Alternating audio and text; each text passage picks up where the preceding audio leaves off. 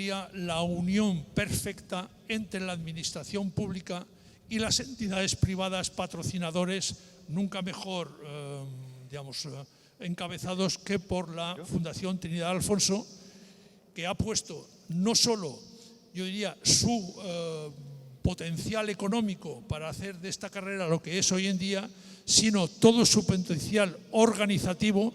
Para la Fundación Trinidad Alfonso el Maratón Valencia es esencial. No se concibe la Fundación Trinidad Alfonso sin el Maratón Valencia.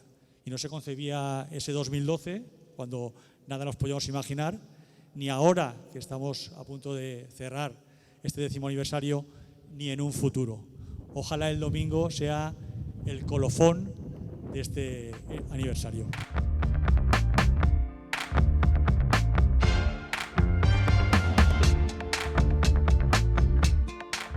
Hemos querido interactuar con todos los habitantes de la ciudad de Valencia desarrollando otras actividades, entre las que me gustaría destacar algo que para nosotros ha sido muy especial.